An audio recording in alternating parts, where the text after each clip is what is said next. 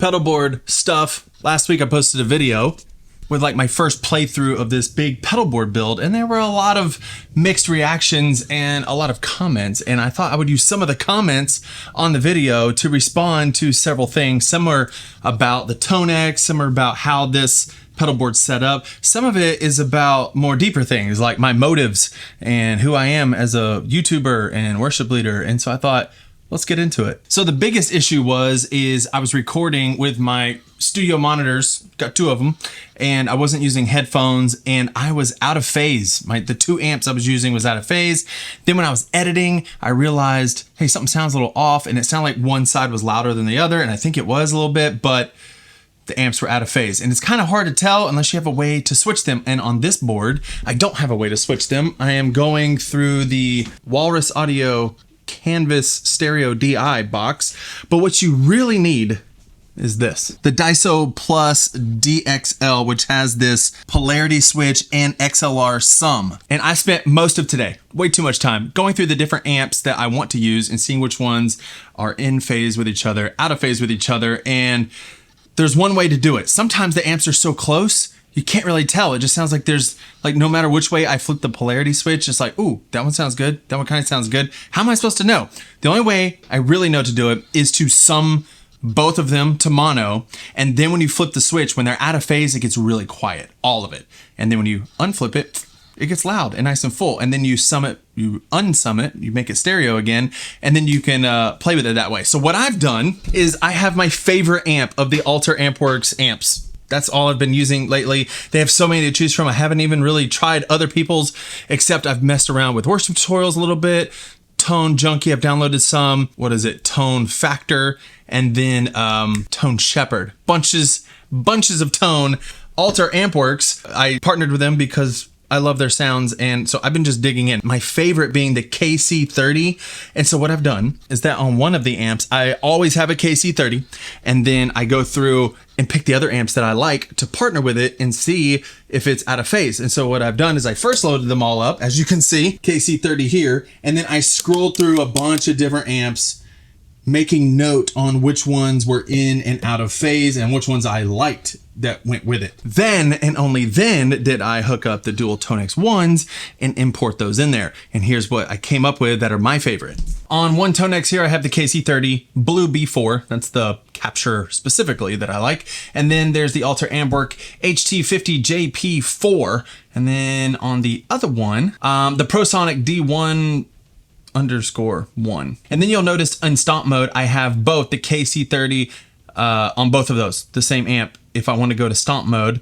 And let me show you what that sounds like and a little trick you can do to switch quickly between dual mode and stomp mode.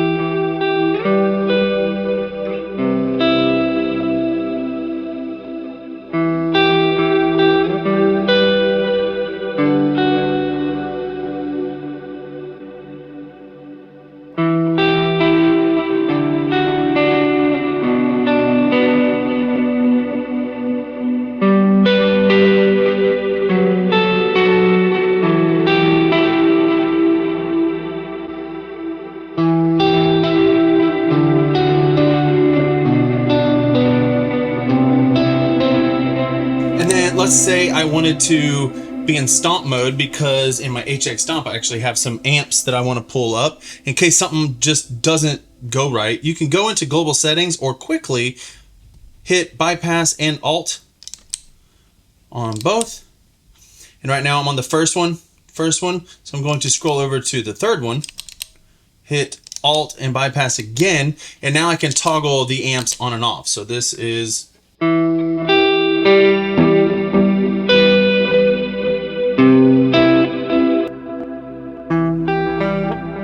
and then on my HX Stomp, I have some amps that I put in.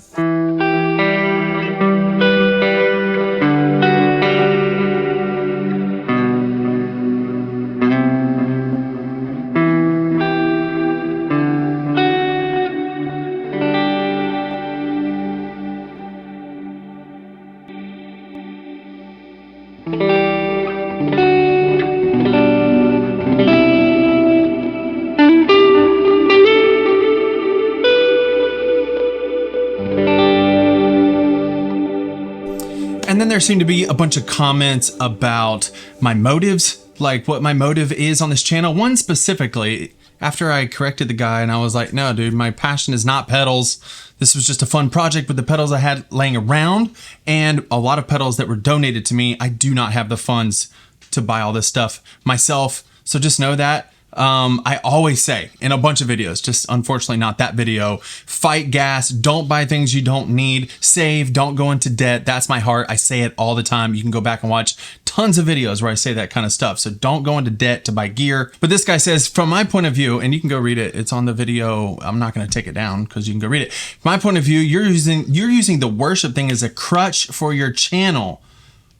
Wow. Okay. Well, I'll just say false. I'm not using it as a crutch for my channel. I'm a worship leader. I do not play metal. I do not play jazz. I do not play country. I play worship music multiple times a week for years on end. That's my life. I am a worship leader. I'm a worship leader before I'm a guitarist. That's who I am. I love the local church. I love serving the local church to help them sing. I love help raising up leaders. That's what this channel is all about. Do I post more guitar stuff on this channel? Yes, because that's what people like to watch. I like to watch that stuff too. But if you go to my website, heyworshipleader.com, I have ways to train worship leaders that's beyond just guitar tone. So know me. I am not just about gear, even though YouTube likes to promote more gear stuff, and so I put more of that on YouTube. Go to my website. You can see tons of resources if you want to grow as a worship leader, and that's my true passion. And you know what's funny is I was reading these comments while I was in Africa, serving on a missions trip, leading a team over there, preaching and teaching people about what the gospel is and the important things of our faith. That's my heart. I'm not saying that to brag like, oh, I went overseas. I'm just saying, just know, gear, fun. It's not ultimate. It will not bring you joy. No matter how much gear you have, it will never bring you joy. I've never heard someone say, I bought one pedal, I bought 5 pedals, I bought the amp of my dreams, and I was never sad again. That's just not how it works. And then one of the comments kept going saying like, you know, I'm mixing worship stuff and gear with the church, making money. Let me just say, I serve local church. I'm on staff at a church. That's my heart. I just said that. Hey, worship leader is a business. It is a business. If you think I put in all this hard work and sacrifice and spend time away from my family for the fun of it, yes, it's fun. I enjoy every minute of it, but it's also work. It's a job. It brings in income to support my one income family. And so know that as well. Like, I love helping people. If you've emailed me, I spend as much time as I can helping people. I can't get to every comment. I offer coaching if you want to prioritize time with me. But let me just say, it's about money. At the end of the day, this is a business. I sell presets. I sell courses. If I wasn't making money, I would not have the capacity to do all this. So just know that.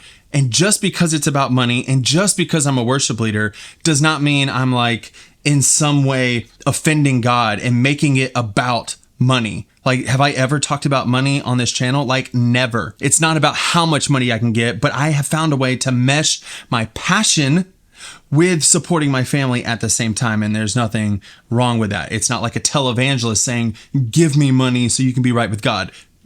That stuff's trash. All right, enough about that. Know my heart. The next thing that was talked about was that I have 8 billion drive options. Yeah, I have a lot of drive options. I like different drives. I like being able to pull up different drives depending on what guitar I grab and being able to have flexibility. The next statement was, this is not a live board, this is a studio board. Yeah, maybe. I never said I would be playing it every week on stage, and I have not played with it live yet. So that's not a diss. Yeah, it might be sitting here in my studio. Maybe. I will say, should you do pedals or get just a Helix and all-in-one? I get that comment all the time, as if I don't have them right there. I have all the devices, so I know what you're saying. When I go to play somewhere like at a camp or I'm paid and I don't want to have to worry my brain about all the cables, I usually grab my Helix. Like, that's what I do. I almost played one of my pedal boards at an event and I was like, you know what? I'm going to bring my Helix as a backup. Why don't I just play the Helix and then I can focus on leading worship? And that's what I did. That's what I tend to do. So yeah, I'm a huge fan of all-in-one units where there's nothing that can go wrong. Put a HX Stomp in your backpack and just have a backup in case the Helix breaks. I'm a fan of all that. So preaching to the choir. Yes.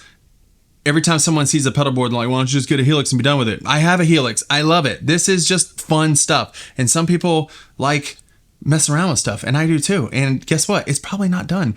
I'll play with it. I got the new Unity 6, which somebody was like, that's a complete waste. Actually, it's not. It's what runs the whole board. And if you don't like MIDI, that's fine. But as a MIDI controller, it's flipping amazing. It's touchscreen. It's got a built-in loop switcher. So it's not a waste. Nothing here is a waste. It all has purpose. So I just wanted to respond to some of those questions. And now I got to go because I got to hang out with my family. I'll see you in the next video.